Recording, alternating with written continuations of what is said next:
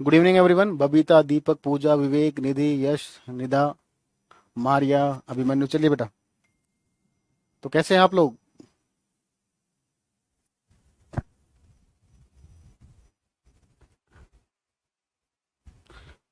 देखते हैं बेटा, कितना टाइम क्लास तो 1.5 घंटे की है, देखते हैं बाकी। अब 4 दिन की छुट्टी भी तो आपकी। पाँच, कितने दिन की? 5 दिन की, 3 4 4 दिन की छुट्टी है ना इसके बाद आपकी। मैं बढ़िया हूँ बच्चों। तो कोल एंड पेट्रोलियम में बेटा किसी बच्चे को डाउट? उस दिन कमेंट नहीं मिल रहे थे, सिस्टम में कुछ एरर था। देख लेंगे बेटा शिवानी, मुझे अभी मैंने देखा नहीं, मैं बता दूंगा। अगर कुछ होगा तो उसमें मैं करा दूंगा। हाँ, अभी स्टार्ट 1। कोल एंड पेट्रोलियम हम कवर कर चुके थे। ज्योति बेटा कुछ रीजन था उसका। मेरा मेरा नाम भी नहीं पता। बहुत बढ़िया। भारती बेटा ऐसा नहीं होता, यहाँ पर पेट्रोल वाला टॉपिक फिर से बता दीजिए, यहाँ पर ऐसा नहीं होगा बेटा। फिर से करना तो आपके पास रिकॉर्डिंग है, वहां से कीजिए। आप छोटे बच्चे थोड़ी हो, खुद समझदार हो इतने तो आप। भविष्य में टीचर बनने वाले हो। जब टॉपिक पढ़ा दिया ऑफलाइन का, तो फिर भी समझ आता है कि चलो बच्चा absent होता है, लेकिन या तो उसके पास अवेलेबल होते हैं। जितना मैं आपको पढ़ाऊंगा बेटा, निशार निशर निशार जो भी नाम है बेटा आपका, ठीक है। हाँ जी बेटा अंजलि, कुछ थी प्रॉब्लम थी। नोट्स नहीं मिलेगा, मेरी क्लास का नोट्स नहीं मिलता। मैं यहाँ पर प्रॉपर टाइम देता हूँ नोट्स बनाने का, वहां से नोट्स बनाइए आप लोग, ठीक है।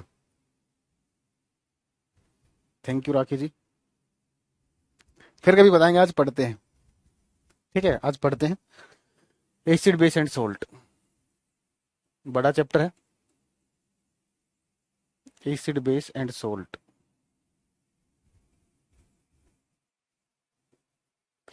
अम्ल, क्षारक और लवण।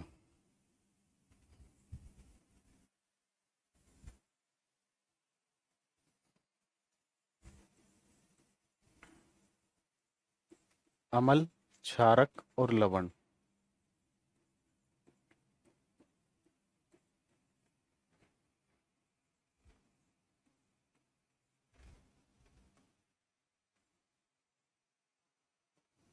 ऐसा पढ़ेंगे टॉपिक, कोई भी क्वेश्चन आ जाए उड़ा दो उसको।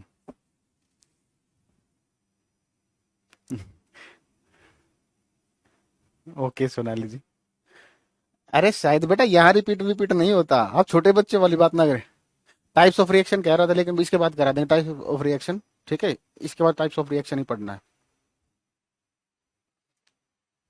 राखी वो तो अपडेट हो जाएगा। आप बेटा कहीं वो अपडेट में जो है ना, जो टॉपिक के नाम लिखे होते हैं वो गलत से लिखे होते हैं, ठीक है ना।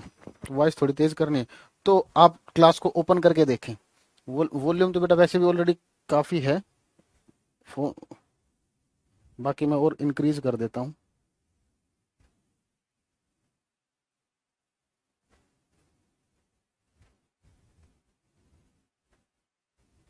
ठीक है बच्चों, चलिए। नहीं बेटा, छुट्टी है ना कैरोबल की, 11 to 15 छुट्टी है। और 16 को क्लास होगी, 17 18 को मैं छुट्टी पर हूँ, ठीक है। अरे नोट्स वोट साथ के साथ बनाओगे। अब पढ़ते हैं बेटा, टाइम खराब नहीं करते। हेडिंग डालिए पीएच। ये जो पीएच होता है बेटा, इसकी फुल फॉर्म क्या होती है? कुछ बोलते हैं इसको पावर ऑफ हाइड्रोजन, वो भी ठीक है, लेकिन एग्जैक्ट जो है वो है बेटा पोटेंज ऑफ हाइड्रोजन। एग्जैक्ट जो है वो है पोटेंज ऑफ हाइड्रोजन। अगर पेपर में क्वेश्चन आता है पीएच की फुल फॉर्म का, तो आपको ऑप्शन में यही ऑप्शन को लगाना। ये ना हो तब तो सब्स्टिट्यूट देखेंगे फिर, ठीक है। पीएच, बेटा पीएच एक ऐसा स्केल होता है, आप सभी ने बचपन में पढ़ा भी होगा, कि अगर आपको किसी सब्सटेंस की पीएच की वैल्यूज पता है, तो आप उन पीएच की वैल्यूज को देखकर बता सकते हो कि जो सब्सटेंस है ये एसिड होगा, बेस होगा या सोल्ट होगा, ठीक है। अरे भी एग्जाम का है। अरे बात सुनिए, क्यों कह रहा हूँ सुनिए। छुट्टी पर भी मैं क्यों था टाइम से पहले? एक्चुअली मैं डैडी बना हूँ, ठीक है। मुझे तो इस वजह से बेटा, इस वजह से मैं छुट्टी पर था, ठीक है ना। गुड़िया हुई है तो इसलिए मैं छुट्टी पर था। थैंक यू बच्चों, थैंक यू। हाँ पार्टी आओ। पार्टी आओ तो सही। थैंक यू बच्चों, thank you thank you. Anjali बेटा एग्जैक्ट तो यही होता है, बाकी तो बहुत सारी चीजें होती है, power of hydrogen, potential of hydrogen, लेकिन एग्जैक्ट डेफिनेशन यही तो। ये मुकुल बेटा अपने फोन से चेंज कर लीजिए। ठीक है। अब एक बात सुन लीजिए, आप छोटे बच्चे नहीं हो, मैं आपको समझा देता हूँ। एक क्लास आपकी हो भी चुकी है, पिछली क्लास में मैंने आपको बताया भी था। नोट्स खुद बनाने हैं, इंग्लिश में मैं लिखूंगा, हिंदी में मैं डिक्टेट कराऊंगा। ठीक है ना, छोटे बच्चे नहीं हो। आपको अगर अपना सिलेक्शन लेना है तो उसके लिए जिम्मेवार आप हो। ठीक है ना, आपको मेहनत करनी पड़ेगी। अगर आप इसी तरह मेहनत से भागते रहे तो आपका सिलेक्शन नहीं होगा। खुद के नोट्स बनाओ, जो मैं पढ़ा रहा हूँ मैं डिक्टेट कराऊंगा, आप वो लिखिए, उनको पढ़िए, क्वेश्चन लगाइए। गारंटेड देता हूँ, एक सिंगल क्वेश्चन ऐसा नहीं होगा जो आपसे पेपर में ना हो। मतलब पेपर का लेवल 100 तो आप भूल ही जाओ। ठीक है ना, अल्टीमेट लेवल पढ़ेंगे हम। ठीक है ना, दोनों लैंग्वेज में लिखता हूँ तो बेटा सिलेबस बहुत लेट पूरा होता है। ठीक है ना, तो आप हिंदी में कंफर्टेबल हो, मैं इंग्लिश में कंफर्टेबल हूँ। ठीक है, आप एक बार करके तो देखिए, जितने टॉपिक कराए जाए आप क्वेश्चन लगा कर देखिए, क्वेश्चन ना होना तब मुझसे कहना। अरे कहाँ मेरी बॉडी कहाँ इतनी फिट है। अरे अभी मेरा नंबर आप लोगों के पास है, पार्टी के लिए कभी भी आओ। ठीक है ना, आपके सर जी इतने छोटे दिल के नहीं है। ठीक है ना, पार्टी वार्टी तो बहुत छोटी चीज होती है। चलिए, देखिए तो हम बात कर रहे थे पीएच की। पीएच एक ऐसा स्केल होता है, ठीक है, मतलब पीएच की वैल्यू जो अगर किसी सब्सटेंस की के लिए आपको पीएच की वैल्यूज दे दी जाए। ओ गुड गुड प्रियल गुड। ठीक है, नंबर में दे दूं जिनके पास नहीं है, अभी पढ़ लेते हैं। अब थोड़ा सा कमेंट, रेलिवेंट कमेंट करें, क्लास डिस्टर्ब होगी इससे। ठीक है, आपका ही लॉस है, मेरा कोई लॉस नहीं होगा। समझे आप। चलिए, तो अगर आपको किसी सब्सटेंस की पीएच वैल्यू दे दी जाए, बोल दिया जाए कि ये सब्सटेंस है, इसकी पीएच वैल्यू ये है, तो बताइए ये सब्सटेंस एसिड की तरह काम करेगा, बेस की तरह काम करेगा, या न्यूट्रल होगा। ठीक है, तो मीन्स हम वैल्यूज को देखकर हम बता सकते हैं कि वो सब्सटेंस एसिडिक है, बेसिक है, या न्यूट्रल है। कैसे पता करेंगे, अभी बात करेंगे। तो ये जो स्केल था बेटा, किसने बनाया था? सोरेनसेन नाम के एक व्यक्ति थे, बड़े अच्छे व्यक्ति थे। आप लोगों को बड़े बुरे लगते होंगे, क्यों? क्योंकि अगर वो इस दुनिया में नहीं होते तो आपको ये टॉपिक नहीं पढ़ना पड़ता है ना। चलिए, तो लिखोगे, इसे सोरेनसेन ने बनाया था। It was made by, it was made by Sorensen, it was made by Sorensen. इसे सोरेनसेन ने बनाया था। It was made by Sorensen, इसे सोरेनसेन ने बनाया था। देखो ये फॉर्मूला मैं आपको बता रहा हूँ, फॉर्मूले से आपके सिलेबस में कोई क्वेश्चन नहीं आएगा, लेकिन यहां से मुझे एक एक्सप्रेशन आपको समझाना है तो मुझे उसके लिए फॉर्मूले की जरूरत पड़ेगी। ठीक है ना, ये होती है बेटा पीएच के अंदर एच प्लस आयन की कंसेंट्रेशन होती है। ठीक है ना, इसको अंडरलाइन करके अगर मैं लिखता हूं तो ये क्या चीज है? कंसेंट्रेशन ऑफ, बेसिकली इसको बोला जाता है molar concentration of, molar concentration of, molar concentration of H plus ion, molar concentration of H plus ion. ठीक है, एच प्लस आयनों की,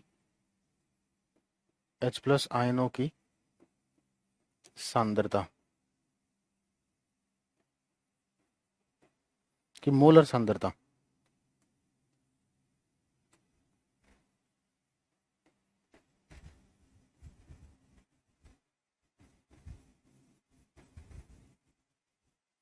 ठीक है, तो कोई दिक्कत नहीं, ये फॉर्मूला समझ में ना आए कोई दिक्कत नहीं, क्योंकि इससे आपके सिलेबस में कोई क्वेश्चन नहीं आएगा।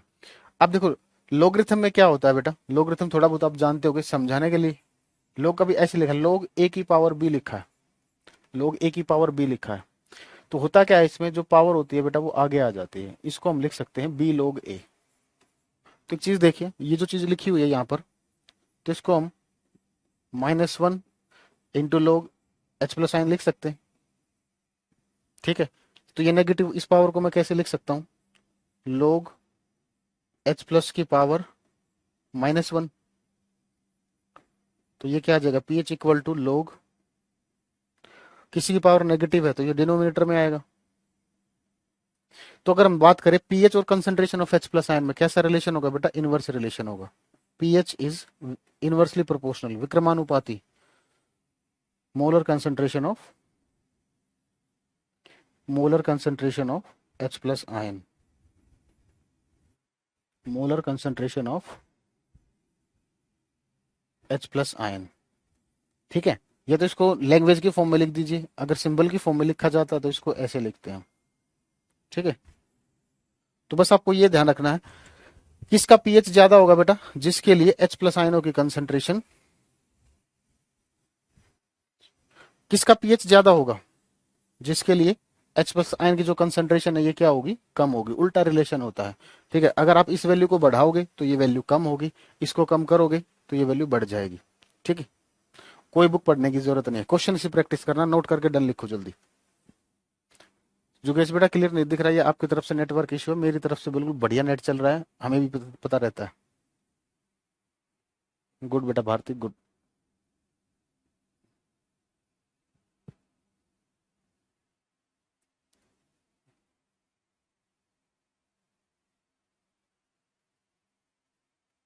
किसी को भी ये देखना कौन सा सब्जेक्ट कितने मार्क्स का आता है, तो प्रीवियस पेपर लीजिए, आपको पता चल जाएगा। ठीक है ना, कोई भी सब्जेक्ट कितने नंबर का आता है।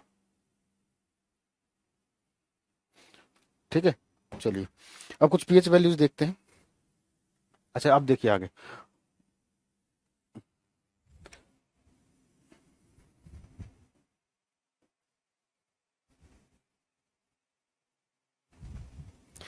पीएच स्केल जो होता है बेटा, इसकी जो रेंज होती है ये होती है 0 to 7। ठीक है ना, जो पीएच स्केल होता है इसकी रेंज कितनी होती है आपकी, 0 to 7। PH sorry 0 to 14, pH जो होता है ये 0 to 14 लाई करता है। ठीक है, तो अगर किसी सब्सटेंस का पीएच 0 to 7 होता है तो उसको बोलते हैं हम एसिड। क्या बोलते हैं उसको हम, एसिड, अम्ल। और अगर किसी सब्सटेंस का पीएच 7 to 14 होता है तो उसको बोलते हैं हम बेस, क्षार। और अगर किसी सब्सटेंस का पीएच 7 होता है तो उसको बोलते हैं हम न्यूट्रल, उदासीन।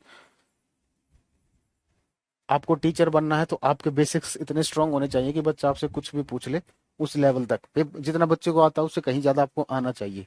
ठीक है ना, चलिए अब एक बात बताओ, जैसे जैसे पीएच बढ़ेगा, अगर हम इस तरफ चल रहे हैं, अगर हम इस तरफ चलते तो पीएच इंक्रीज होगा, पीएच आपका बढ़ रहा है। अगर पीएच इंक्रीज होगा तो एच प्लस आयन की कंसंट्रेशन क्या होगी बेटा, कम होती चली जाएगी। ठीक है, और जितना पीएच बढ़ता जा रहा है तो एसिडिक स्ट्रेंथ जो है बेटा, अम्लीय शक्ति जो है वो घटती जाएगी, एसिड आपका कमजोर होता जाएगा।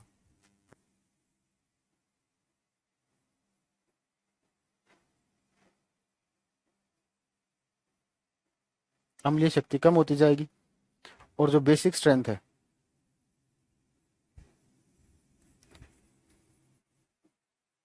वो बढ़ती जाएगी, मतलब बेस आपका स्ट्रोंगर होता जाएगा, एसिड आपका कमजोर होता जाएगा।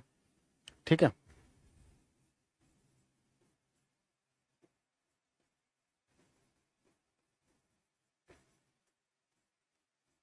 ठीक है, तो जो पीएच स्केल है बेटा, इसकी रेंज कितने, कहां से कहां तक होती है,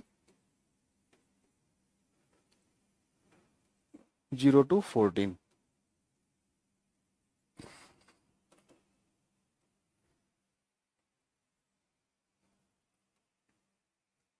ठीक है, अब देखिए आगे देखिए, अगर हम बात करें, मान लीजिए आपके पास दो सब्सटेंस है, ए ए सब्सटेंस है।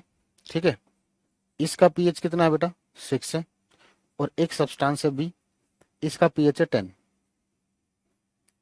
ठीक है, तो क्वेश्चन ये है बेटा, किसके अंदर एच प्लस आयन की कंसंट्रेशन ज्यादा होगी, इन दोनों में से किसके अंदर एच प्लस आयन की कंसंट्रेशन ज्यादा होगी।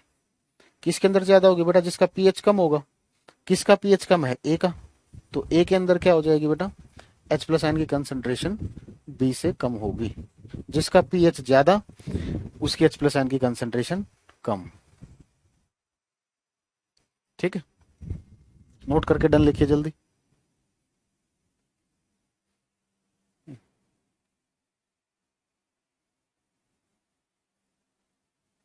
Hello sir, best chemistry teacher ever, Lucknow में बहुत फैन आपके। थैंक यू बेटा डोली।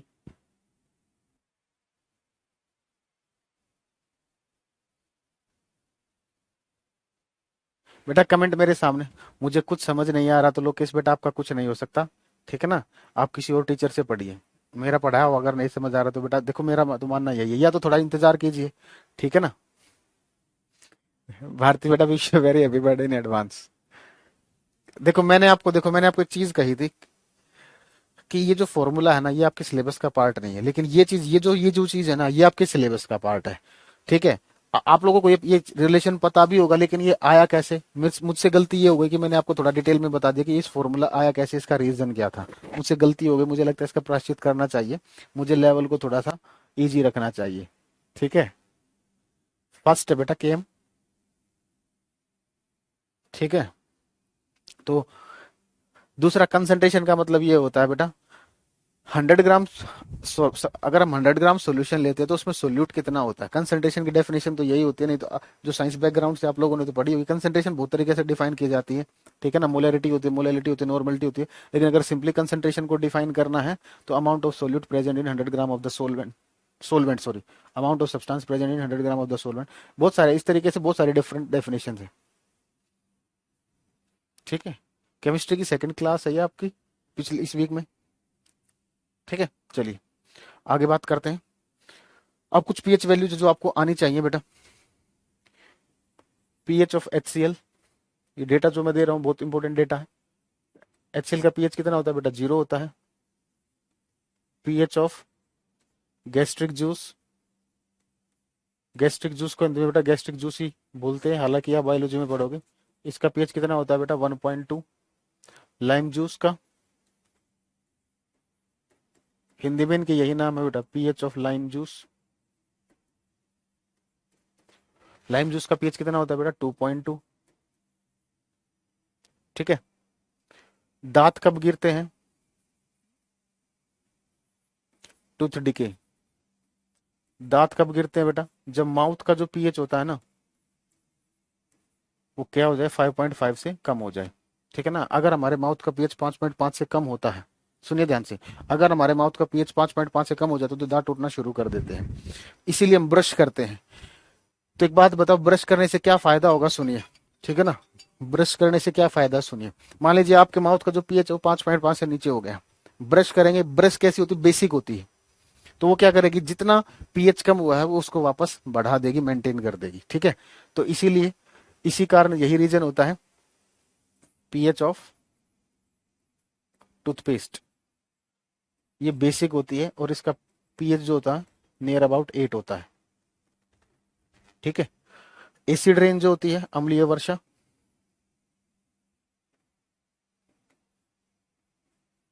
इसको मैं पढ़ाऊंगा, डिटेल में पढ़ाऊंगा। ये पेपर 1 में भी आती है, पेपर 2 में भी आती है। ठीक है ना, ये हर एग्जाम में आती है। और जो चीज मैं पढ़ाता हूँ बेटा, ये मेरी गारंटी है, ऐसी चीज आपने कभी पढ़ी नहीं होगी उस तरीके से।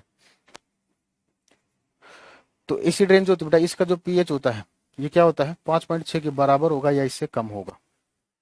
ठीक है, पीएच ऑफ प्योर वाटर, शुद्ध जल का पीएच, शुद्ध जल का पीएच ये होता है बेटा 7। क्या होता है, 7। ठीक है, pH of milk of magnesia, milk of magnesia का पीएच होता है बेटा 10। और NaOH का पीएच होता है बेटा 14। तो ये कुछ वैल्यूज हैं, ये आपको याद होनी चाहिए।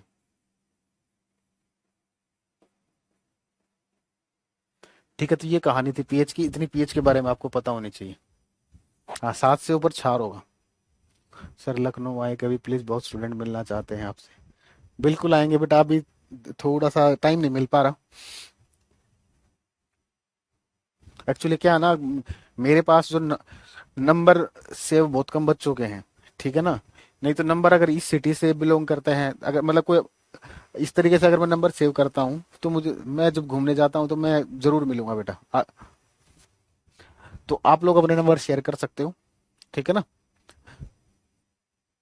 जो मिलना चाहते हो मुझसे, तो मैं कभी उस तरफ आऊंगा या आप कभी दिल्ली आओ तो मिल सकते हो, ताकि मैं उस तरीके से शेयर करूँ, जब उधर जाऊँ तो मैं आप लोगों से मिल सकूँ। Because of you have interesting, thank you बेटा नैन्सी।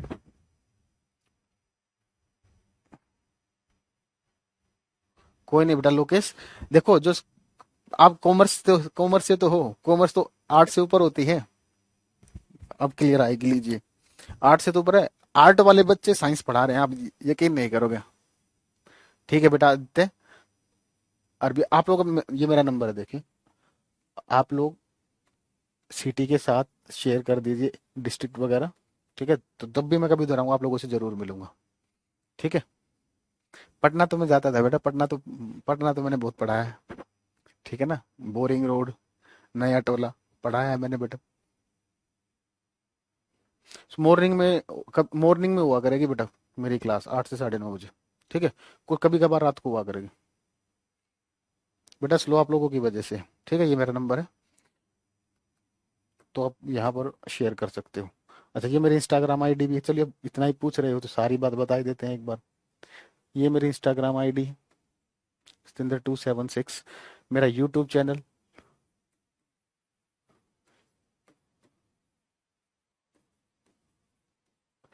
Satinder sir classes.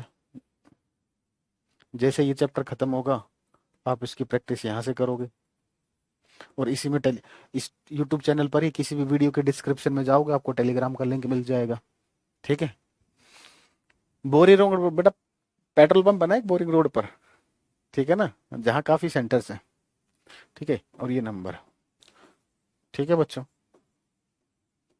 चिंता मत करो, आप एक टॉपर से ही पढ़ रहे हो। ठीक है ना, आपके गुरुजी ने बहुत एग्जाम निकाले हैं। थैंक यू टकेम।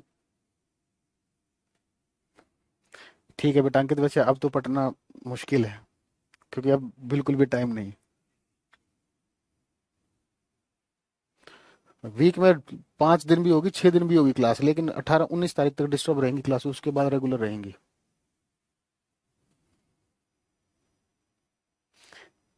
ठीक है डोली बेटा, आप अपना नंबर शेयर करना एक बार। ठीक है, तो मैं उधर आऊंगा तो जरूर बताऊंगा। ठीक है,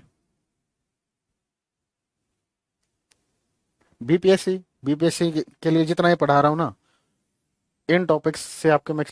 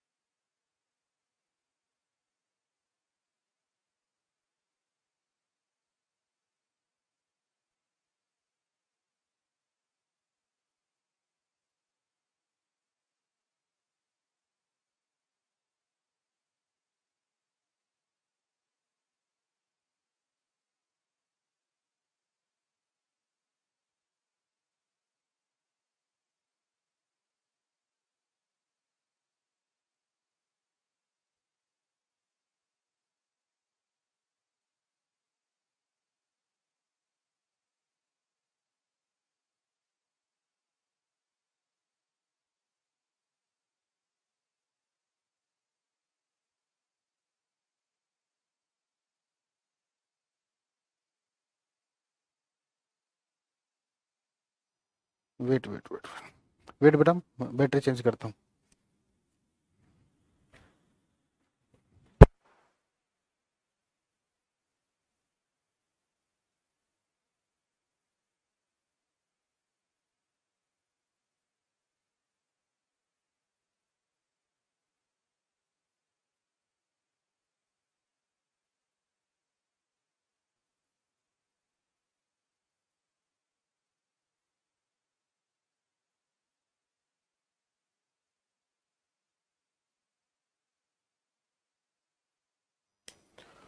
ठीक है, अब आ रही होगी। चलिए, मैं ये कह रहा था बेटा, एसिड सुनिए, अब ध्यान से सुनिए, दोबारा बता रहा हूँ।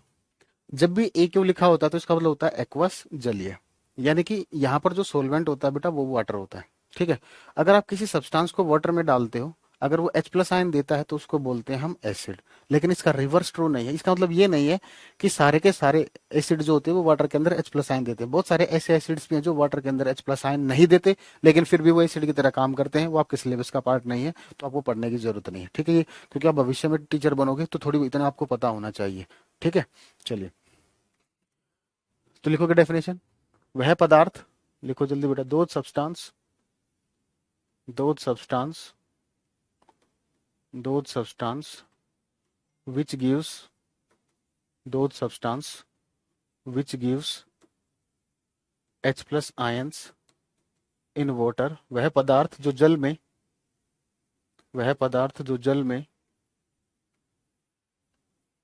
H+ आयन देते हैं,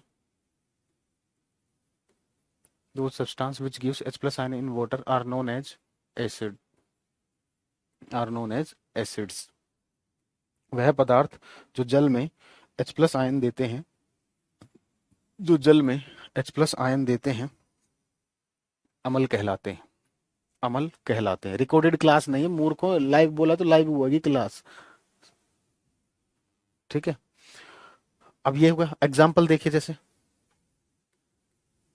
HCl है बेटा, HCl को अगर आप वाटर में डालोगे तो ये क्या देगा, H प्लस आयन देता है, इसीलिए इसको क्या बोलते हैं हम, एसिड बोलते हैं इसको, इसीलिए हम इसको क्या बोलते हैं बेटा, एसिड बोलते हैं। H2SO4 है, इसको वाटर में डालेंगे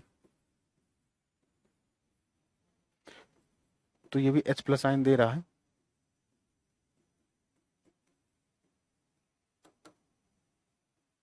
तो ये भी क्या होगा, एसिड। अब एक मैं आपको टाइप्स बता देता हूं, चलिए, स्ट्रॉन्ग एसिड और वीक एसिड के बारे में जल्दी कीजिए बेटा, इसको नोट कीजिए। हाँ, ये आर्यनियस ने बताया था, बिल्कुल सही बात है।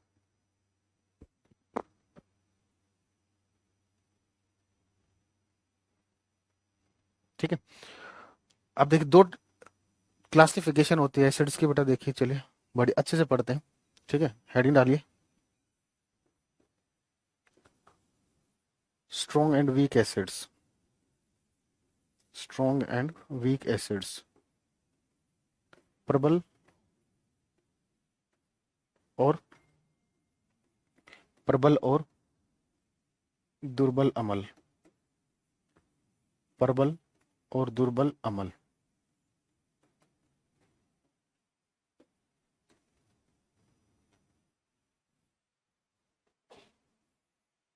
ठीक है, तो सबसे पहले हम बात करेंगे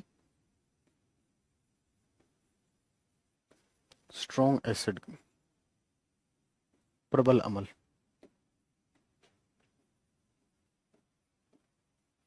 देखिए, अगर आप किसी एसिड को वाटर में डालते हो, ठीक है ना, मान लीजिए आपने 100 ग्राम एसिड लिया, 100 ग्राम HCl लिया, ध्यान से सुनना, 100 ग्राम HCl लिया, आपने इसको पानी में डाल दिया, तो इसके 100 ग्राम के अंदर जितने भी HCl के मोलिक्यूल्स थे, सभी ने क्या किया, H प्लस आयन डोनेट किया, एक भी पीछे नहीं रहा, सब ने बिल्कुल मिलजुल के काम किया। एक ने H प्लस दिया तो सभी ने H प्लस दिया। तो अगर वो एसिड जो वाटर के अंदर कंप्लीट रूप से H प्लस आयन देता है, मींस जितने भी उसके अंदर H प्लस आयन है वो सारे के सारे डोनेट कर देता है, ठीक है, डेसोशिएट मतलब सारा का सारा H प्लस आयन के अंदर डेसोशिएट हो जाता है, तो उसको बोलते हैं स्ट्रॉन्ग एसिड। अब मान लीजिए 100 ग्राम HCl में से सिर्फ 50 ग्राम 30 ग्राम HCl के जो मोलिक्यूल्स थे उन्होंने ही H प्लस आयन दिया, तो उस केस में वो क्या कहलाएगा, वीक एसिड कहलाएगा। ठीक है, तो स्ट्रॉन्ग एसिड किसे बोलते हैं बेटा, जो वाटर के अंदर कंप्लीट रूप से डेसोशिएट होते हैं। ठीक है ना, ये डेफिनेशन आपने पढ़ी होगी, थोड़ा क्लियरेंस बता दिया कि जितना आपने अमाउंट लिया है उसमें जितने भी मोलिक्यूल्स होंगे सभी ने अपना H प्लस आयन दे दिया, तो वो क्या कहलाता है, स्ट्रॉन्ग एसिड्स कहलाते हैं। और जो पार्शियली ब्रेक होते हैं, संपूर्ण रूप से अपने सारे के सारे H प्लस आयन नहीं देते, उनको क्या बोलते हैं बेटा, हम वीक एसिड बोलते हैं। ठीक है, तो लिखोगे those acids which dissociate, those acids which dissociate completely, those acids which dissociate completely into H plus ions, H plus ions in water are known as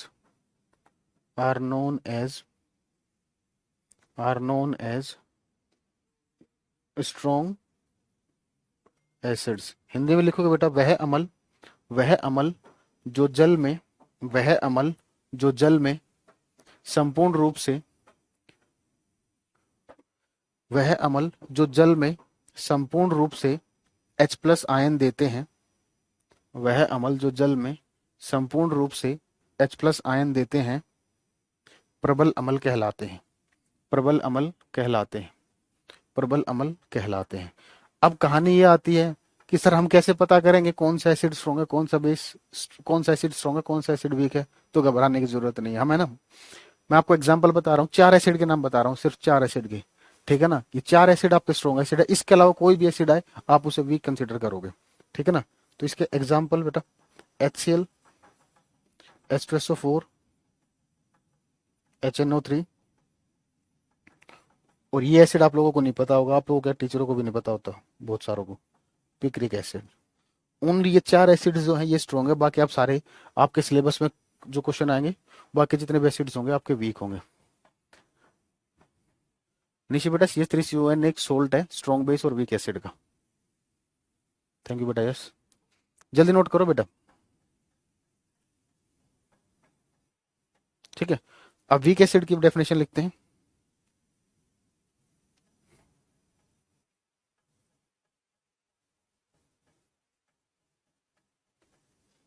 weak acid,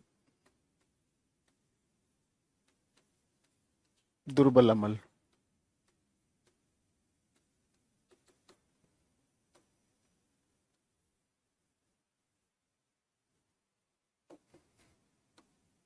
तो देखिए, those acids which dissociate those acids which dissociate those acids which dissociate partially into H plus ion in water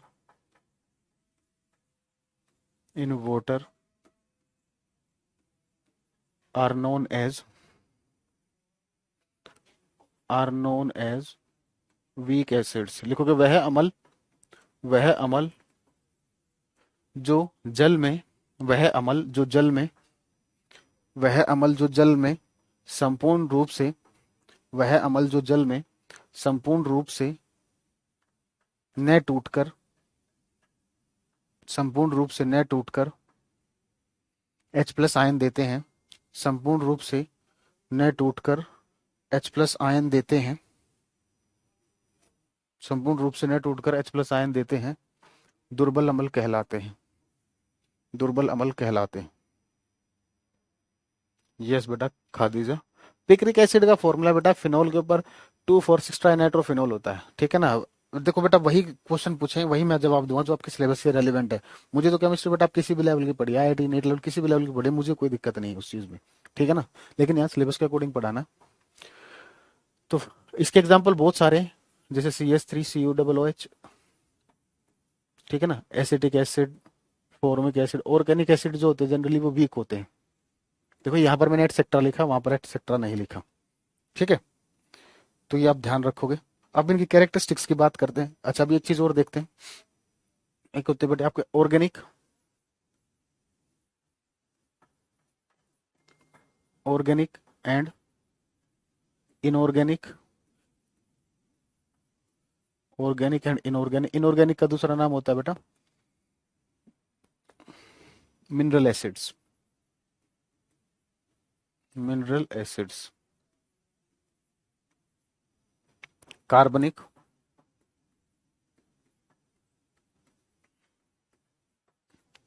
और अकार्बनिक, कार्बनिक और अकार्बनिक,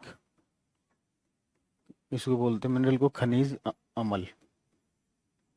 simple सा concept है बेटा, जो एसिड्स प्लांट्स और एनिमल में मिलते हैं यानी कि लिविंग थिंग्स के अंदर मिलते हैं, जो एसिड्स लिविंग थिंग्स यानी कि प्लांट्स और एनिमल के अंदर मिलते हैं उनको क्या बोलते हैं बेटा हम ऑर्गेनिक एसिड्स। उनको क्या बोलते हैं ऑर्गेनिक एसिड। जैसे अगर हम बात करें, इमली के अंदर आपको मिलता है टार्टेरिक एसिड, ये सारे लिखवाऊंगा मैं किसके अंदर क्या मिलता है। ठीक है ना, चिंता ना करें। ऑर्गेनिक एसिड, कार्बनिक अम्ल।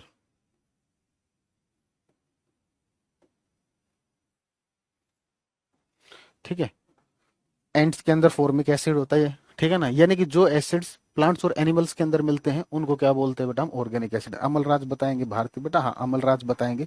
अमलराज क्यों कहते हैं ये भी बताएंगे, आप टेंशन ना ले। हाँ जी सोनाली जी आपके मैसेज आ रहे हैं, लेकिन मैं सबके मैसेज नहीं देख पा रहा क्योंकि आप देख रहे हो मेरा ध्यान बोर्ड पर है। ठीक है ना, लिखोगे दोज एसिड्स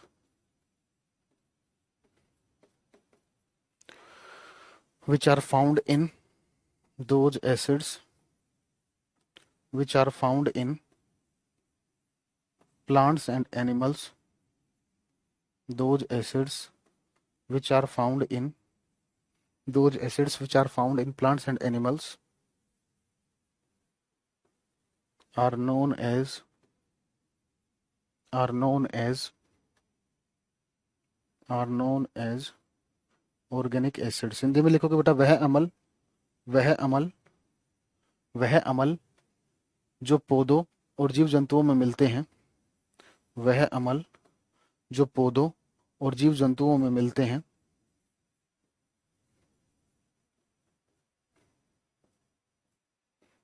कार्बनिक अम्ल कहलाते हैं। कार्बनिक अम्ल कहलाते हैं। जैसे टमाटो के अंदर ऑक्जेलिक एसिड होता है बेटा, ये सारे अब एसिड्स में आपको पढ़ाऊंगा, इनके यूज पढ़ाऊंगा, ठीक है ना। रेड एंड के अंदर कौन सा एसिड होता है बेटा, फॉर्मिक एसिड होता है, ठीक है ना। तो ये होते हैं ऑर्गेनिक एसिड, और ऑर्गेनिक एसिड जो होते हैं जनरली वो क्या होते हैं, वीक होते हैं। अरे बहुत डीप में जितना मैं पढ़ा रहा हूँ उतना मोर देन सफिशिएंट है।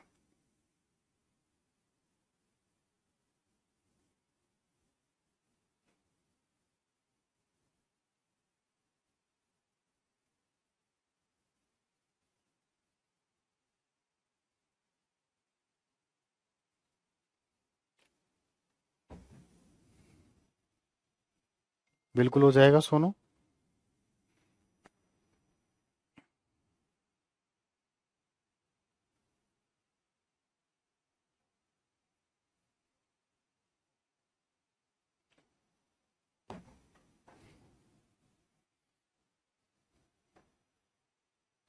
हाँ बोल सकते हो, नेचुरल करेंगे acids are organic acid.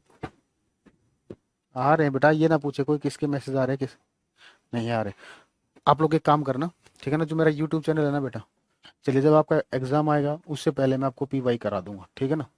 Physics chemistry दोनों के करा दूंगा, ठीक है। चलिए आप लोगों का, ठीक है।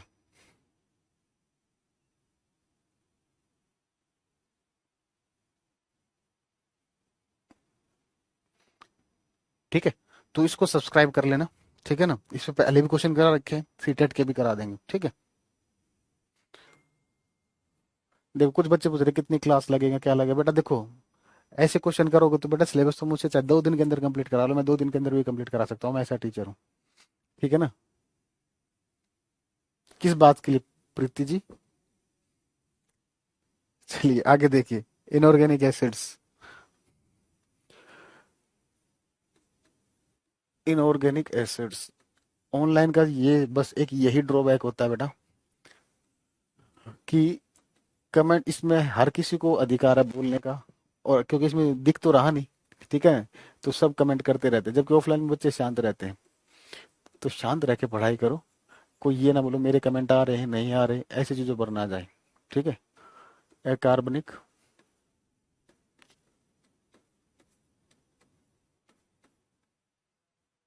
अम्ल और खनिज अम्ल,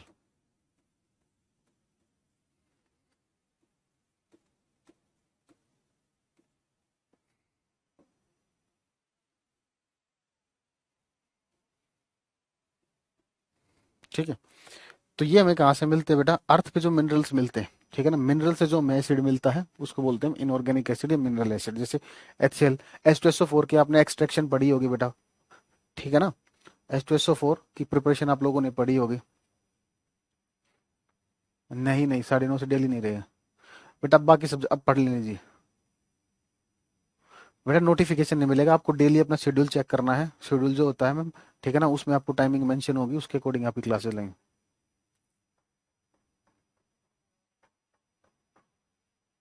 ओके बेटा डोली। बायोलॉजी कौन पढ़ाएगा बेटा, मैडम पढ़ाएंगे बायोलॉजी, और कौन पढ़ाएगा। अरे यार बेटा वो सौरभ, अब यहाँ पर ये इस बात का आंसर देना मेरे लिए थोड़ा मुश्किल है। ये पिक्रिक एसिड होता है। आप लोग, मैंने कहा ये सिलेबस में नहीं पूछेंगे आपसे, लेकिन आप लोगों को खुजली ज्यादा है, जितना पढ़ा रहा हूँ उतना पढ़ लीजिए, एग्जाम निकल जाएगा। बेटा टीचिंग का देखो सुनिए, मेरी क्लास मॉर्निंग में हुआ करेगी 8 से 9:30, ठीक है। ठीक है, जब भी होगी 8 से 9:30 होगी, कभी कभार रात को होगी। ठीक है।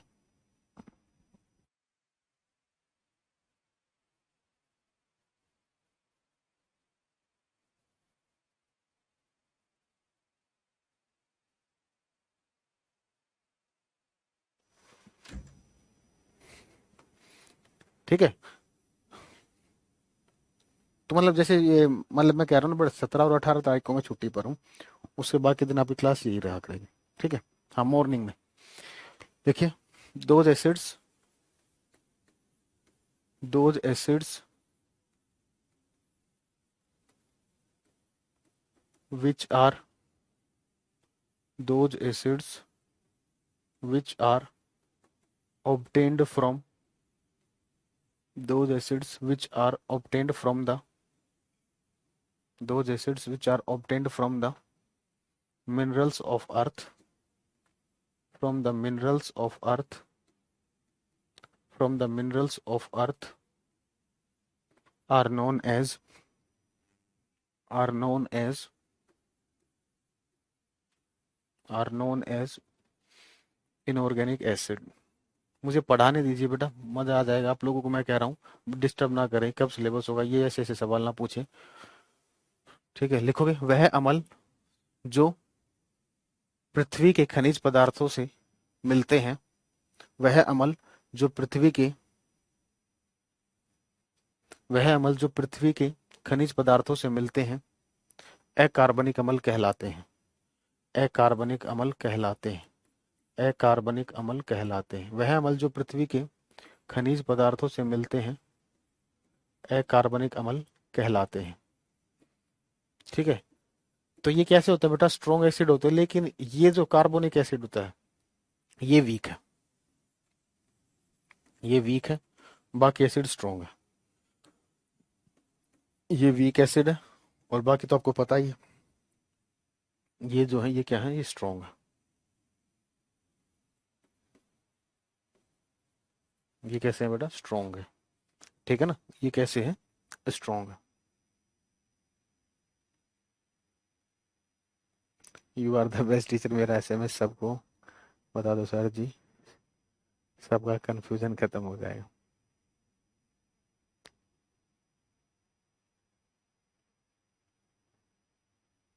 यस दिव्या बेटा, सब सिलेबस में है। ठीक है ना। देखो एक बात सुनो, अब ऑनलाइन हुआ ना, तो ऑनलाइन में बेटा देखो बहुत सारे पेपर बनेंगे आपके। ठीक है ना, ऑनलाइन से पेपर होगा तो बहुत सारे पेपर बनेंगे। ठीक है ना। तो उतना, उतने कंटेंट से इतने क्वेश्चन बना पाना, एज इट इज क्वेश्चन बनाना पाना पॉसिबल नहीं है। ठीक है ना। तो बेटा आपको हर तरीके से पढ़ना, जब भी आप एग्जाम की तैयारी करो तो एग्जाम के लेवल से 1-2 लेवल ऊपर तैयारी करनी चाहिए। ठीक है।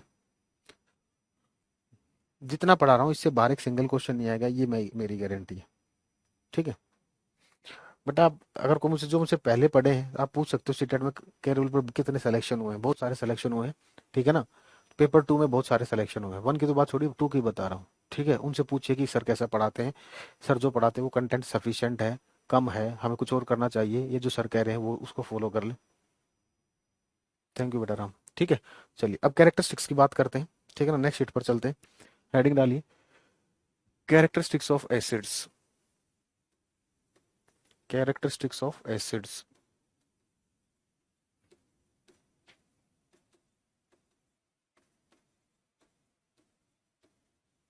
अम्लों के अभिलक्षण, अम्लों के अभिलक्षण, कैरेक्टरिस्टिक्स ऑफ एसिड्स, अम्लों के अभिलक्षण। ठीक है। चलिए, एसिड टेस्ट में कैसे होते हैं बेटा, खट्टे होते हैं। ठीक है। पिक्रिक एसिड स्ट्रॉन्ग एसिड होता है बेटा, लिखवाया तो आपको, लिखोगे, दे आर सोर इन टेस्ट, ये स्वाद में खट्टे होते हैं। दे आर सोर इन टेस्ट, ये स्वाद में खट्टे होते हैं। दे आर सोर इन टेस्ट, ये स्वाद में खट्टे होते हैं। इंडिकेटर में आपको पढ़ाऊंगा। ठीक है, आप लोगों को पता भी होगा। अगर मान लीजिए आपने एक ब्लू लिटमस पेपर लिया, क्या किया आपने, एक ब्लू कलर का लिटमस पेपर लिया। ठीक है ना, ये एक ब्लू कलर का लिटमस पेपर है। ठीक है। अब आपने क्या किया, इस पर एसिड डाल दिया। क्या किया, इस पर एसिड डाल दिया। तो जैसे ही आप इस पर एसिड डालोगे, पता है आपको ये कैसा दिखाई देगा, कैसा हो जाएगा, रेड हो जाएगा। ठीक है, तो एसिड का काम क्या होता है, एसिड को आप कभी भी ब्लू लिटमस पे डालोगे तो ब्लू को किस में कन्वर्ट करता है बेटा, रेड में कन्वर्ट करता है। बी आर अम्बेडकर, कभी कंफ्यूजन हो तो बी आर अम्बेडकर याद रहेगा।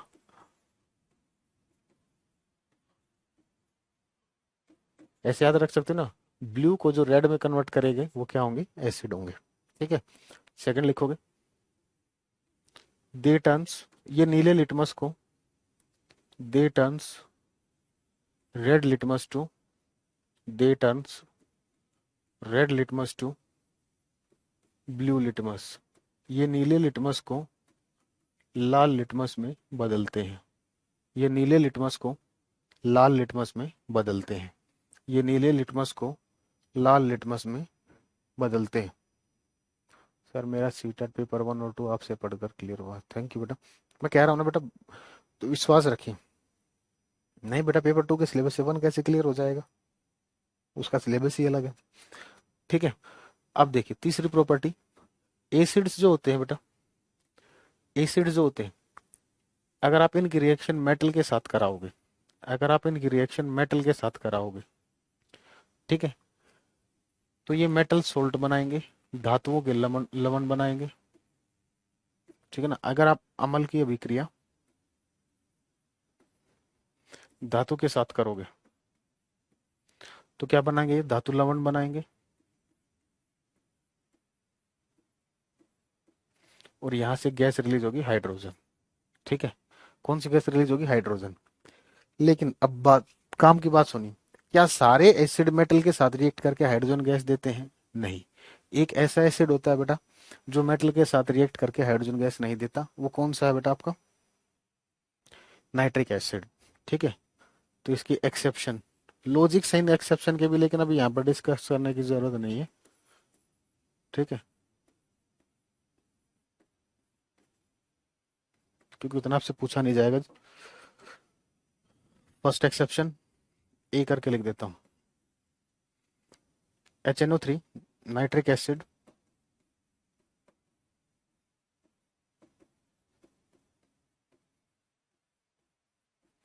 does not release, nitric acid does not release, nitric acid does not release hydrogen gas.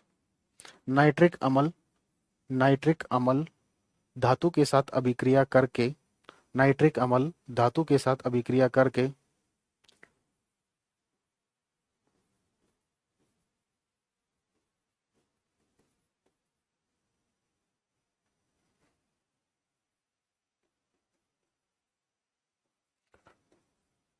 Nitric अम्ल धातु के साथ अभिक्रिया करके हाइड्रोजन गैस नहीं देता, हाइड्रोजन गैस नहीं देता। नाइट्रिक अम्ल धातु के साथ अभिक्रिया करके, नाइट्रिक अम्ल धातु के साथ अभिक्रिया करके हाइड्रोजन गैस नहीं देता। नाइट्रिक अम्ल, नाइट्रिक अम्ल धातु के साथ अभिक्रिया करके हाइड्रोजन गैस नहीं देता। ठीक है, अब देखिए दूसरा, क्या सारे मेटल बेटा एसिड के साथ रिएक्ट करके हाइड्रोजन गैस देंगे, नहीं। लिखोगे, समझाऊंगा, इस पॉइंट को लिखो पहले।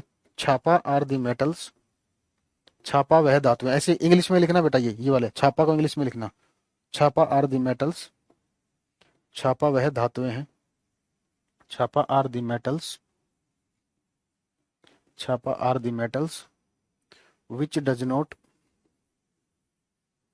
which does not release, which does not release, which does not release, which does not release, which does not release hydrogen gas. Chapa are the metals which does not release hydrogen gas on reaction with acids. छापा वह धातुएं हैं, बताऊंगा इसकी full form बताऊंगा अभी, देख, छापा वह धातुएं हैं, छापा वह धातुएं हैं जो, छापा वह धातुएं हैं जो हाइड्रोजन, सॉरी, जो अम्लों के साथ अभिक्रिया करके, जो अम्लों के साथ अभिक्रिया करके वो बेटा ये वाला, एक मिनट, हाँ ये वाला ये उल्टा लिख दिया ना, सही का। ब्लू लिटमस टू रेड आएगा, इसको ठीक करना। ये नीले लिटमस को लाल लिटमस में बदलता है, समझाया तो ठीक था। कई बार ये कमेंट्स का नतीजा होता है, इसलिए कह रहे कमेंट कम किया करो। ठीक है ना, blue litmus to red litmus आएगा। हाँ हाँ बिल्कुल सही बेटा, सेकंड पॉइंट अपोजिट हो गया, करेक्ट कर लीजिए। Blue litmus to red litmus होगा। देखिए छापा वह धातुएं हैं, छापा वह धातुएं हैं जो जो अम्लों के साथ अभिक्रिया करके, जो अम्लों के साथ अभिक्रिया करके, जो अम्लों के साथ अभिक्रिया करके हाइड्रोजन गैस नहीं देती, जो अम्लों के साथ अभिक्रिया करके हाइड्रोजन गैस नहीं देती, जो अम्लों के साथ अभिक्रिया करके हाइड्रोजन गैस नहीं देती। एक मिनट रुकना। जो अम्लों के साथ अभिक्रिया करके हाइड्रोजन गैस नहीं देती। ठीक है, अब ये छापा का मतलब क्या सुनिए। छापा लिख दिया, ये छापा हमने। एक काम करते हैं, ऐसे ना लिखकर, थोड़ी सी छापा, ये है बेटा छापा। C for copper, H for mercury, H G, A for silver, A G, P for platinum, और A for A U gold. ये गोल्ड, ये प्लेटिनम, ये कॉपर, ये मरकरी, और जो एजी है ये है सिल्वर, चांदी। ठीक है, तो ये वो मेटल्स हैं जो एसिड के साथ रिएक्शन करके हाइड्रोजन गैस नहीं देती। ठीक है, अब एक फोर्थ प्रॉपर्टी देखते हैं।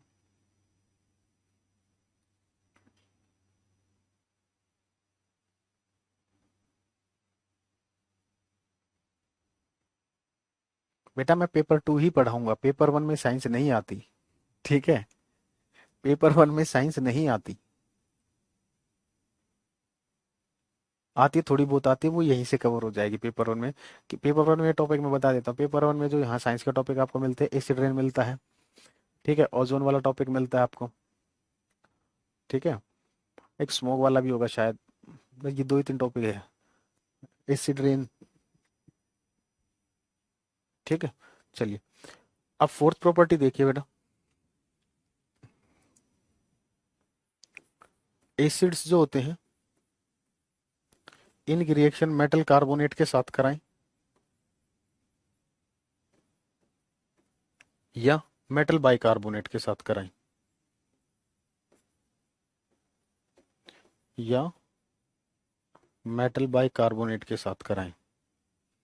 ठीक है, एसिड की रिएक्शन जब हम मेटल कार्बोनेट या मेटल बाइकार्बोनेट के साथ कराते हैं, तो इसको क्या बोल, तो यहां से क्या होता है बेटा, मेटल सोल्ट बनता है। ठीक है, वाटर रिलीज होता है और कार्बन डाइऑक्साइड रिलीज होती है। देखिए जैसे एग्जांपल, एसिड का एग्जांपल लिया आपने HCl, HCl की रिएक्शन कराई आपने सोडियम कार्बोनेट के साथ, तो यहाँ से बनेगा NaCl plus H2O plus CO2। Balance नहीं कर रहा हूँ बेटा मैं, ध्यान रखना। ठीक है, बैलेंस आप कर लेना। ये था कार्बोनेट। कार्बोनेट का मतलब समझते हो, कार्बोनेट का मतलब होता है जहां पर CO3 - 2 हो, ये होता है कार्बोनेट। और जो बाइकार्बोनेट होता है, ये होता है HCO3 नेगेटिव। ठीक है, HCl की रिएक्शन बाइकार्बोनेट के साथ कराएं तो सेम चीज बनेगी। ठीक है बेटा, शेड्यूल का कैसे पता चलेगा, जब आप बैच ओपन करते हो अपना, तो ऊपर देखना शेड्यूल का लिखा होता है, शेड्यूल, उस पर क्लिक करो, बॉक्स ओपन होगा। जैसे आप उसको क्लिक करोगे बॉक्स ओपन होगा, उसमें लिखा होगा सब्जेक्ट का सारा आपका शेड्यूल। और डेली उसे मॉर्निंग में चेक भी कर लिया करो। ठीक है ना, क्योंकि कभी क्लास ऑफ हो, चेंज हो, जो आपको सब पता चल जाएगा। क्लास का टाइमिंग बेटा मॉर्निंग में हुआ करेगा 8 से 9:30, कभी कभार रात को होगा। मैंने आपको पिछली क्लास में बताया भी था। ठीक है, मैंने पिछली क्लास में आपको बताया भी था कि हम, कल मेरी क्लास 9 से 10:30 होगी, आपने पहली क्लास ली होगी, तो उसमें मैंने आपको बताया भी था। ठीक है,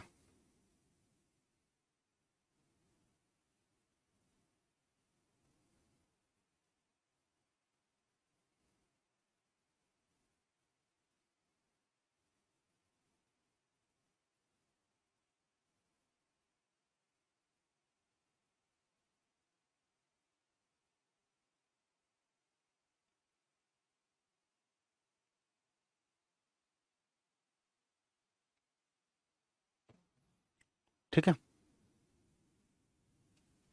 हाँ जी बेटा।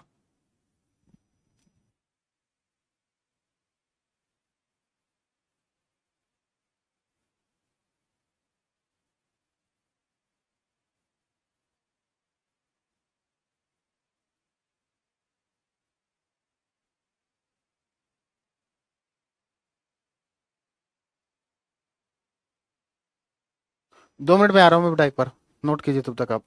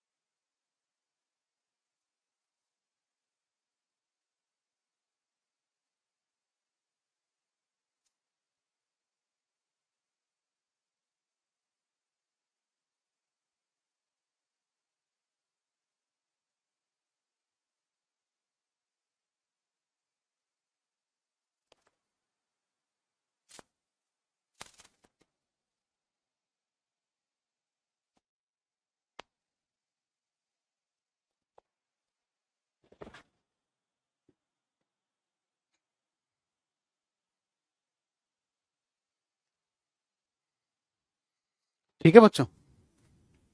अरे वो श्वेता बेटा वो गलती से हो रहा है। ठीक है ना, वो तो ठीक हो जाएगा, उसको छोड़िए, वो ठीक करा दूंगा। ठीक है। चलिए।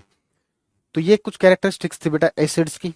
एसिड्स की और बेसिक कैरेक्टरिस्टिक भी होती हैं। एसिड वो बेस के साथ रिएक्ट करके सॉल्ट एंड वाटर बनाता है, वो मैं आगे लिखवाऊंगा भी आप लोगों को। एसिड का नेचर कैसा होता है? कोरोसिव होता है, संक्षारण होता है। मतलब एसिड जब कपड़ों पर गिर जाता है तो कपड़ों को जला देता है।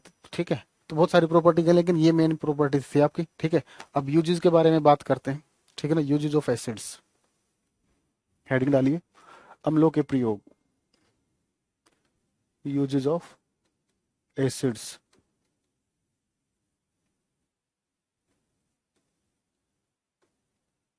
अम्लों के प्रयोग।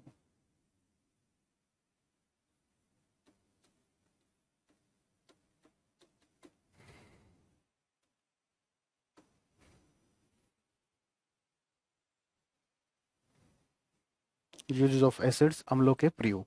तो सबसे पहले आता है बेटा आपका हाइड्रोक्लोरिक एसिड।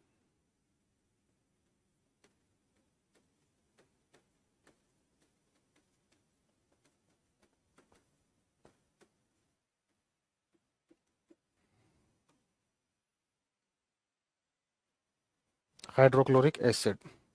ठीक है। अब देखिए, आप लोग एक बैच से सब कुछ कवर करने की क्यों सोचते हो? ठीक है। चलिए, वॉइस तो आ रही है। अब सुनिए हाइड्रोक्लोरिक एसिड के बारे में। आप बोलते हो ना एसिडिटी हो गई, तो एसिडिटी होने का मतलब क्या होता है, स्टमक के अंदर, पेट के अंदर, अमाशय के अंदर जब HCl की मात्रा बढ़ जाती है तो उसको क्या बोलते हैं बेटा हम, एसिडिटी। ठीक है, तो स्टमक में जो एसिडिटी होती है वो किसकी वजह से होती है बेटा, हाइड्रोक्लोरिक एसिड की वजह से होती है। तो लिखोगे the acidity in stomach, the acidity in stomach, the acidity in stomach is due to is due to is due to excess amount of HCl, is due to excess amount of HCl, is due to excess amount of HCl। Hindi में लिखोगे बेटा, अमाशय में, अमाशय में अम्लता, अमाशय में अम्लता, अमाशय में अम्लता HCl की, HCl की अधिक मात्रा की वजह से होती है। अमाशय में अम्लता, अमाशय में अम्लता HCl की अधिक मात्रा की वजह से होती है। अमाशय में अम्लता HCl की अधिक मात्रा की वजह से होती है। ठीक है, अब देखिए HCl का यूज कहां पर करते हैं हम, जब सोना काला पड़ता है तो उसको धुलवाने के लिए आप सुनार के पास जाते हो ना, जाते हो ना, सोना है, सोना है, ये वाला सोना नहीं पूछ रहा मैं, गोल्ड वाला। अभी आप बेरोजगार हो, है ना तो ये वाला सोना होगा आपके पास, ना ये वाला सोना होगा, है ना। लेकिन आप लोगों ने सुना होगा कि सोना जब काला पड़ता है तो उसको धुलवाने के लिए सुनार के पास लेके जाते हैं। तो सुनार उसको साफ करने के लिए एक सोल्यूशन यूज करता है जिसको बोलते हैं हम एक्वारेजिया। क्या बोलते हैं, एक्वारेजिया। तो उस एक्वारेजिया को बनाने के लिए हम किसका यूज करते हैं, HCl का यूज करते हैं। तो नेक्स्ट पॉइंट लिखोगे, इसका प्रयोग, इसका प्रयोग, it is used, it is used in the manufacturing of, it is used in the manufacturing of, it is used in the manufacturing of aquaregia, it is used in the manufacturing of aquaregia। इसका प्रयोग, इसका प्रयोग aqua regia बनाने में किया जाता है। इसका प्रयोग एक्वारेजिया बनाने में किया जाता है। इसका प्रयोग एक्वारेजिया बनाने में किया जाता है। इसका प्रयोग एक्वारेजिया बनाने में किया जाता है। ठीक है, चलिए अब ये एक्वारेजिया क्या होता है इसके बारे में बात करते हैं। लगता कमेंट आप लोगों के हैंग हो गए, क्योंकि मुझे लगता नहीं आप इतने शांत होने वालों में से हो। एक मिनट, हाँ चलिए अब देखिए हेडिंग डालिए एक्वारेजिया।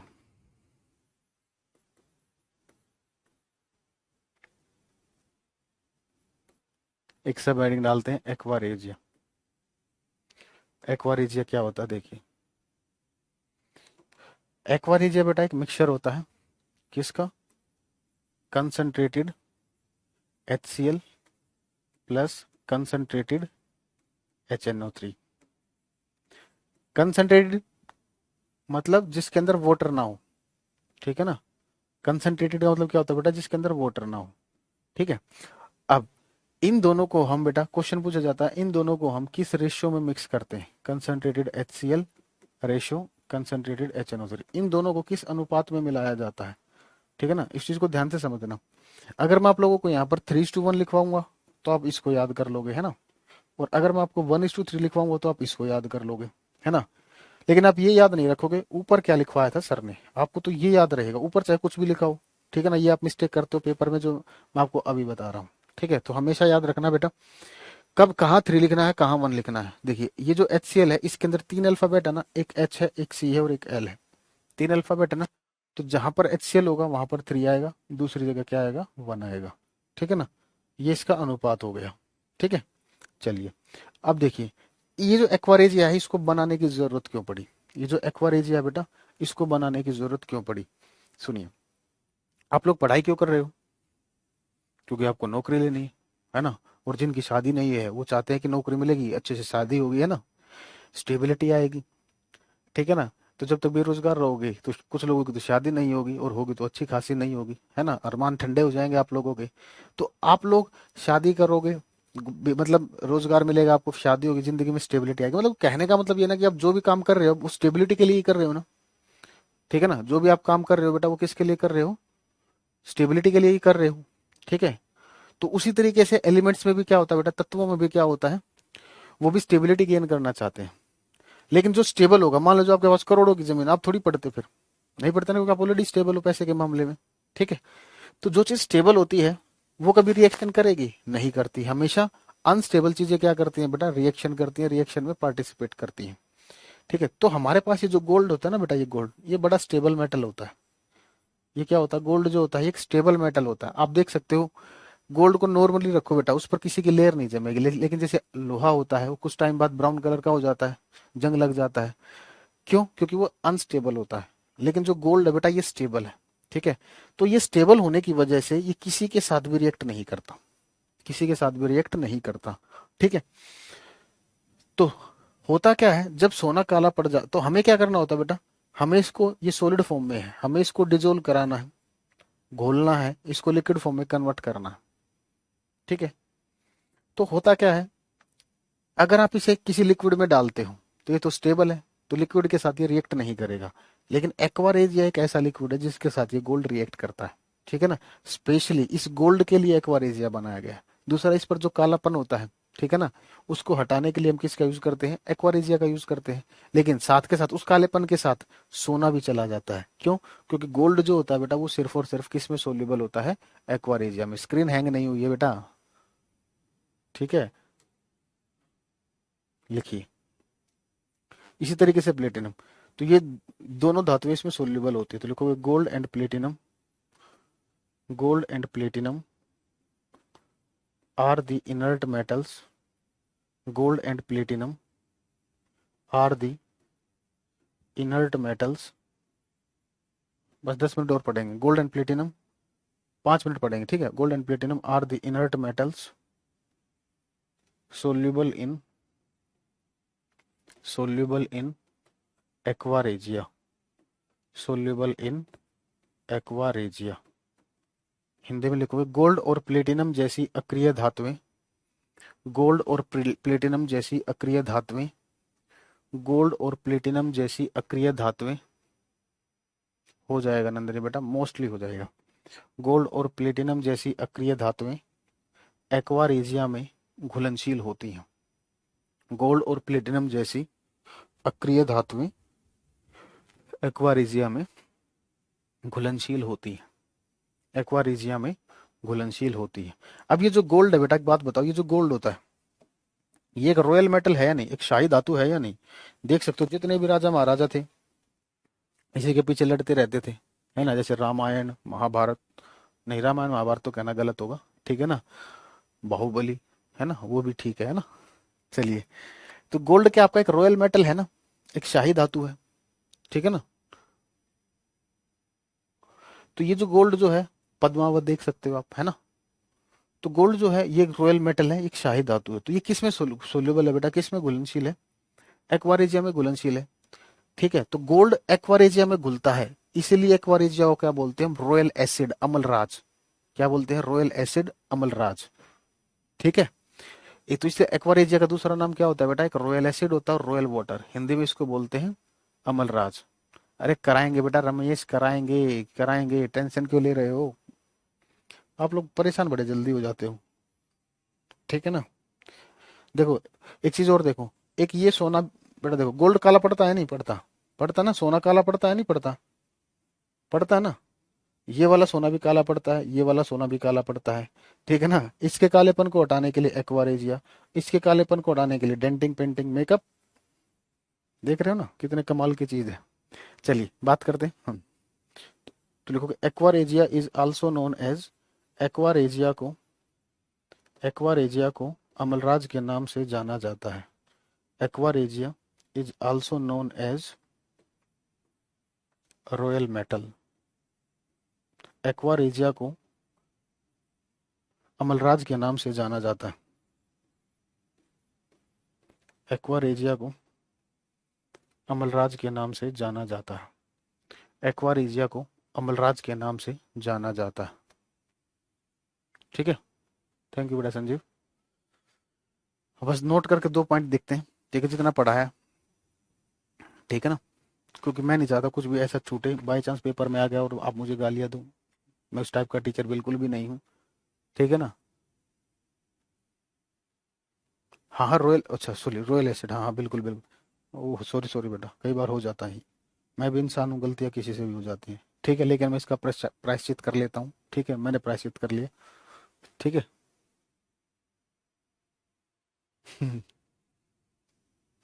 चलिए आगे देखते हैं। अब नोट करके 2 पॉइंट देखते हैं, बस उसके बाद क्लास एंड कर दें।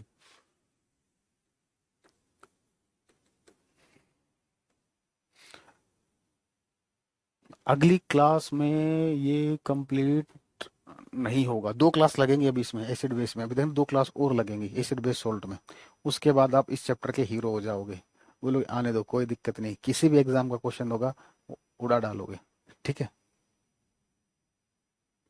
थैंक यू सुमनप्रीत जी। अब एक बात बताओ, तो जब तक बेटा चैप्टर पूरा होना, बीच में कोई फर्जी कमेंट ना करे ये सिलेबस में है क्या नहीं है। जितना पढ़ा रहा ना उतना पढ़िए, जो भी चैप्टर पढ़ाऊंगा बड़े अच्छे से पढ़ाऊंगा, प्यार से पढ़ाऊंगा बिल्कुल, ठीक है ना। सिंगल क्वेश्चन नहीं छूटेगा आपका। ठीक है। देखिए, आयरन जो होता है बेटा, नेचर में आपने आप लोगों को पता होगा, इस तरीके से मिलता है, Fe2O3 की फॉर्म में भी मिलता है, Fe3O4 की फॉर्म में भी मिलता है। ठीक है ना। नेचर में जो आयरन होता है वो Fe2O3 की फॉर्म में भी मिलता है और Fe3O4 की फॉर्म में भी मिलता है। ठीक है ना। एक बात बताओ, ये जो फॉर्म है आयरन की, इसको आप क्या बोलोगे? फ्री फॉर्म बोलोगे या कंबाइंड फॉर्म? मुक्त अवस्था बोलोगे या जुड़ी हुई? जुड़ी हुई, क्योंकि यहाँ पर जो आयरन है वो ऑक्सीजन के साथ क्या है, जुड़ा हुआ है। तो ये कंबाइंड फॉर्म है। अब क्वेश्चन राइज होता है, ये ऑक्सीजन के साथ क्यों जुड़ा? क्योंकि बेटा ये अनस्टेबल था। क्या था ये? अनस्टेबल था। तो अनस्टेबल था तो स्टेबिलिटी गेन करना चाहेगा, तो स्टेबिलिटी गेन करने के लिए ऑक्सीजन के साथ जुड़ गया। तो क्या हम ऐसे बोल सकते हैं जो अनस्टेबल मेटल्स होते हैं वो नेचर में किस फॉर्म में मिलेंगे? कंबाइंड फॉर्म में मिलेंगे, जुड़ी हुई अवस्था में मिलेंगे। लेकिन जो स्टेबल होगा, जो स्थिर धातुएं होंगी, वो किसी के साथ जुड़ेंगी? नहीं जुड़ेंगी। तो वो किस स्टेट में मिलेंगी बेटा? फ्री स्टेट में मिलेंगी, मुक्त अवस्था में मिलेगी। तो अभी मैंने आपको पढ़ाया था, गोल्ड और प्लेटिनम जो होते हैं, गोल्ड और प्लेटिनम जो होते हैं ये कैसे मेटल होते हैं? स्टेबल मेटल्स होते हैं। ठीक है, स्टेबल होते हैं, इनर्ट होते हैं। इनर्ट होने का मतलब ये किसी के साथ क्रिया नहीं करेंगे, रिएक्शन नहीं करेंगे। तो ये इनर्ट मेटल्स होते हैं। तो ये किस स्टेट में मिलेंगे नेचर में आपको? फ्री स्टेट में। तो क्वेश्चन पूछ लिया जाता है कई बार कि उन मेटल्स के नाम बताओ जो नेचर में फ्री स्टेट में मिलते हैं। तो आंसर होगा गोल्ड एंड प्लेटिनम। देखो, gold and platinum, gold and platinum, gold and platinum, gold and platinum are the inert metals. Gold and platinum are the inert metals. Gold and platinum are the inert metals found in free state. Found in free state. Gold और platinum जैसी अक्रिय धातुएं, gold और platinum जैसी अक्रिय धातुएं, gold और platinum जैसी अक्रिय धातुएं मुक्त अवस्था में मिलती हैं। गोल्ड और प्लेटिनम जैसी अक्रिय धातुएं मुक्त अवस्था में मिलती हैं। गोल्ड और प्लेटिनम जैसी अक्रिय धातुएं मुक्त अवस्था में मिलती हैं। लेकिन दो ऐसे मेटल हैं बेटा, नाम बता रहा हूँ, दो ऐसे मेटल हैं जो दोनों स्टेट में मिलते हैं, फ्री स्टेट में भी मिलते हैं और कंबाइंड स्टेट में भी मिलते हैं। ठीक है ना। तो वो मेटल कौन से होते हैं बेटा? आपके सिल्वर और कॉपर। तो लिखोगे silver and copper, silver and copper, silver and copper are found in, silver and copper are found in both, are found in both free and combined state. चांदी और तांबा, चांदी और तांबा मुक्त और जुड़ी हुई दोनों अवस्था में मिलते हैं। चांदी और तांबा मुक्त और जुड़ी हुई दोनों अवस्था में मिलते हैं। चांदी और तांबा मुक्त और जुड़ी हुई दोनों अवस्था में मिलते हैं। चांदी और तांबा मुक्त और जुड़ी हुई दोनों अवस्था में मिलते हैं। अभी अगली क्लास में पढ़ेंगे, इसके बाद 7 एसिड और पढ़ाऊंगा, टेंशन ना ले। बेटा दोनों लैंग्वेज में लिखना नहीं। अब किसी को कोई डाउट हो तो पूछ लेना, ठीक है ना। चैनल को सब्सक्राइब कर लेना क्लास के बाद, ठीक है ना, आपके बहुत काम आएगा। बाकी आपकी इच्छा है, ठीक है ना। अब किसी को कोई डाउट पूछना तो बताइए बेटा।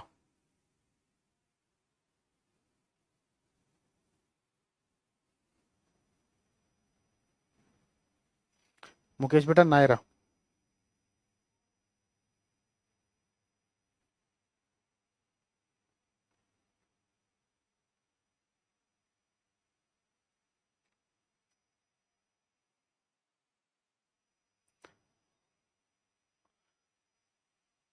कोपर का कालापन दूर करने के लिए तो बेटा ये क्या नाम आते हैं कि पीताम्बरी वगैरह आते हैं, उससे कर लेते हैं। थैंक यू प्रतिभा जी। आपको बेटा हैप्पी रक्षाबंधन शुभम। अरे रिया वो ठीक हो जाएगा। सर जो पढ़ाया अच्छे से समझ आया, thank you respect welcome Sumanpreet ji, अच्छे से लगा सर आपसे। Thank you Sonali ji. अरे मैंने कहा विशाल बेटा, मैंने रिएक्शन बैलेंस ही नहीं की, मैंने कहा था आप बैलेंस कर लीजिए। हाँ मैंने कहा वो बैलेंस कर लीजिए, मैंने बोला भी था, आप लोग ध्यान से नहीं सुनते हो। हाँ हाँ वो बैलेंस कर लेना। पीरियोडिक टेबल अगर किसी को पढ़नी है, आपके सिलेबस का पार्ट है नहीं, मैं इसमें बता देता हूँ, लेकिन अगर आपको पीरियोडिक टेबल पढ़नी है मेरे यूट्यूब चैनल पर जाना। मैं ये गारंटी के साथ कहता हूँ, पूरे यूट्यूब पर मुझसे बढ़िया पीरियोडिक टेबल किसी ने नहीं पढ़ा रखी। ठीक है, आप देख सकते हो कितने भी यूट्यूब पर कितने भी पीरियोडिक टेबल देखना। मैंने दो 11 घंटे पीरियोडिक टेबल पढ़ाई है। दो वीडियोज हैं, एक 7.5 घंटे की, एक 3.5 घंटे की, ठीक है ना। वो आपके सिलेबस में नहीं, इसलिए क्लास में नहीं कराऊंगा, लेकिन अगर किसी को पढ़ना है तो वहां से पढ़ लीजिए। अभी छुट्टी है आपकी 4 दिन की, 4 दिन की छुट्टी है ना। तो मेरे यूट्यूब में खंगाल लीजिए जो जो आपको अच्छा लगे। हालांकि मेरे यूट्यूब पर सारा ही कंटेंट रेलिवेंट होता है। थैंक यू विराट बेटा। तो उसमें याद करने की ट्रिक वगैरह भी सब बता रखी है। ओके भारती जी। ठीक है चलिए, हैप्पी इंडिपेंडेंस डे सभी को। तो बेटा अब अगली क्लास ट्यूसडे को होगी, मिलते हैं ट्यूसडे को मॉर्निंग में 8 to 9:30। ठीक है। फिजिक्स में ही पढ़ाऊंगा प्रतिभा जी। लिंक बेटा मैंने आपको नंबर दिया है, ठीक है ना। किसी को ना मिले तो मेरे व्हाट्सएप पर जाना, व्हाट्सएप पर उसमें होगा, मेरे डिस्क्रिप्शन में व्हाट्सएप पर मिल जाएगा लिंक। नहीं तो सतेंद्र सर क्लासेस लिखोगे यूट्यूब पर, सबसे ऊपर मैं ही आऊंगा, टेंशन ना ले। ठीक है। मैं टीजीटी भी पढ़ाता हूँ, पीजीटी भी पढ़ाता हूँ, मैं आईआईटी भी पढ़ाता हूँ बेटा, नीट भी पढ़ाता हूँ। ठीक है। लास्ट टीजीटी का बैच मैंने ही पढ़ाया था। इस बार मैं नहीं पढ़ा रहा क्योंकि मेरे पास अभी टाइम नहीं है। ठीक है। मेरा नाम सतेंद्र कुमार है बेटा। मेरे बारे में बाद में बात करेंगे कभी, ठीक है ना। पहले सिलेबस करते हैं।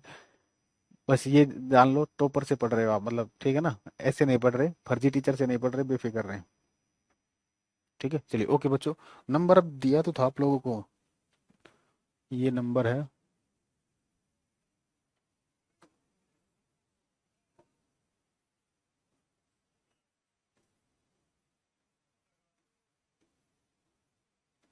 ठीक है, ये यूट्यूब चैनल है।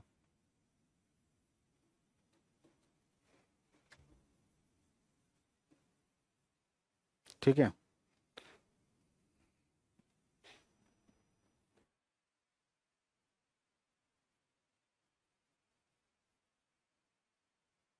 ठीक है, आ रहे हैं यूरेका बेटा, आपके कमेंट आ रहे हैं। नहीं मैं गोल्ड मेडलिस्ट नहीं हूँ। ठीक है। मैं बीटेक होल्डर हूँ बेटा। बाद में बताएंगे कभी, ठीक है। अभी पढ़, अगली क्लास में मिलते हैं। ठीक है, ओके बच्चों, thank you, bye, good night, take care.